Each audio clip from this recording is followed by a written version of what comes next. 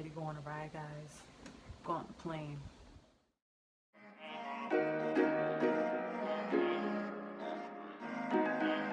Baby wanna drip, don't even trip. Flexing that whip with a diamond on her wrist. I got a chick, nobody can hit. I put her in, the diamond on her ring, yeah. She all about me. In them tight shorts, she can even see the cheese. Bad B, run her up down through the streets. I ain't even lying, she better than me. She better than me. Welcome back to my channel, Shayventure. So today's topic is going to be on travel tips and tricks that I've learned from I was young to now. So if you know any other travel tips or things that you do when you travel, you can leave them below. I can learn from you, you can learn from me, and we just share the knowledge. So the first thing I wanted to talk about is this device contraption that I bought on Amazon. It's basically a universal adapter.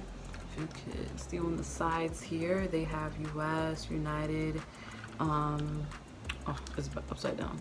So you have the US, Australia, UK, European Union. So basically you would just push what side you basically want. So this is the US, no, this is Australia's charger. So you see it's different.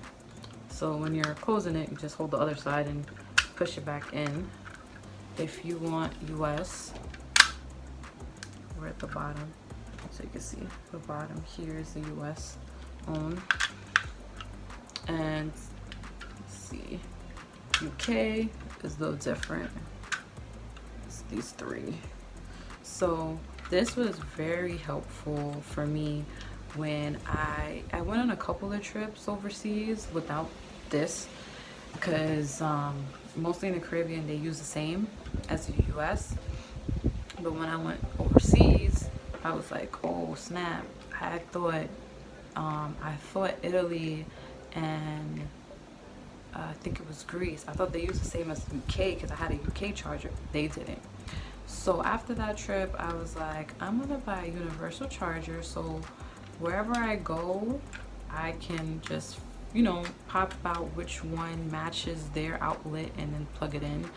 And what's also great about it, they have USB chargers down here, so all I had to do was just connect the cord from my phone here. It was one of the, I say, the #1 tip that I learned from traveling overseas. Really comfortable, I'm not gonna lie. This helped me with my neck when I was going to Bali, and that was like almost a whole day to get there. Like, this was so helpful. Usually when you go to the Caribbean and like Europe, I usually don't buy this. I'm just like, what do I need this for? Like, it's a short trip. But for Bali and China, it was a combination trip. This was the first time I bought this, and this was useful. It was very helpful. I'm not gonna lie, this came clutch for my neck. I always tell people, in your carry-on, pack an extra set of clothes. And the reason I say this is because when I was younger, I'm gonna say about 9 or 10, me and my mom were going to Montserrat. So we sent a barrel from weeks ago to go down to Montserrat. How did barrel never came? Barrel never came. I was there for about a week and a half we were there for. The barrel came maybe the second to last day of my trip.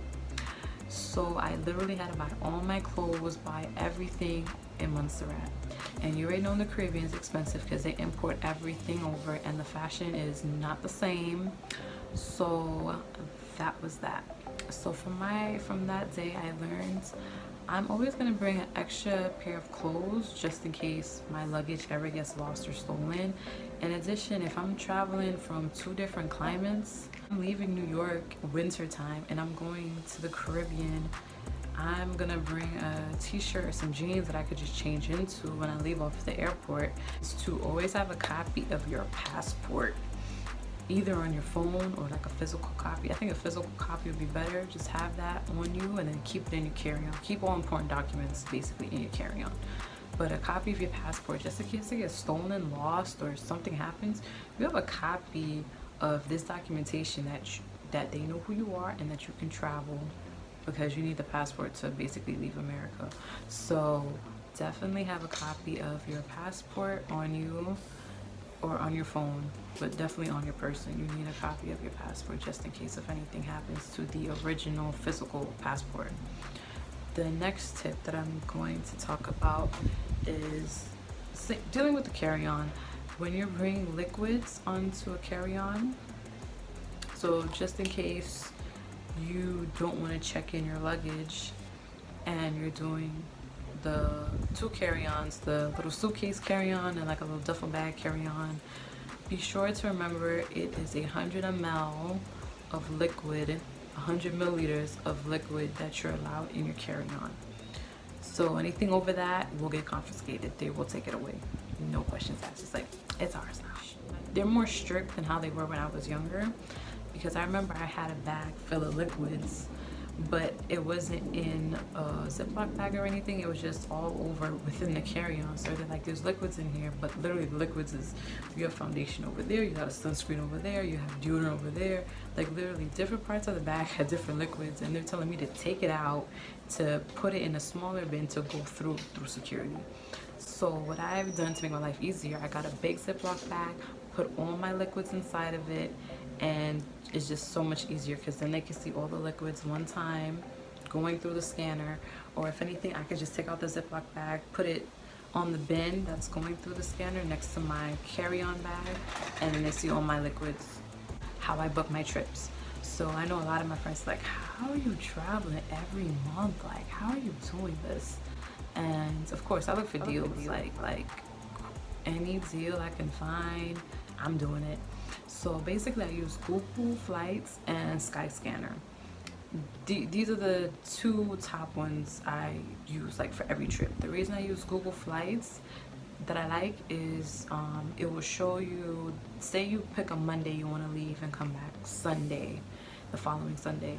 It will show you, okay, maybe it's best to leave on Tuesday or Wednesday compared to that Monday. So it shows you different days, which is cheaper to fly out, which helps you to buy a cheaper ticket. So I use Google Flights for that. And I also love Skyscanner because literally you could put in, you're leaving from New York City, LaGuardia, JFK, and you can type in to anywhere, I believe it's called, anywhere, everywhere. Type that in, it will literally put the countries in from cheapest to the most expensive countries from wherever location you are in order. So sometimes that's how I book my trips. I just see what's the cheapest country right now for me to leave. Some months will maybe be Puerto Rico. Well, it's a U.S. territory, but say Puerto Rico if you want tropical. If you want Europe, maybe England may be cheap one month, or maybe Italy will be cheap another month.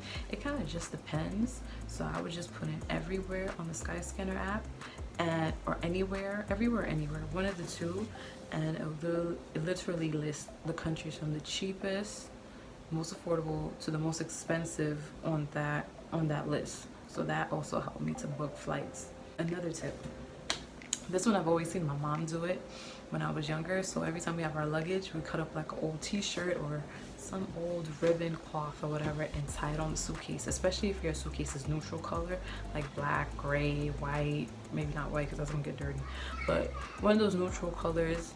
Tie some type of cloth material so you know that's your suitcase. So if anything gets stolen, or you probably can't even identify it on the belt coming out, you could say, oh, that's my suitcase because I see the ribbon.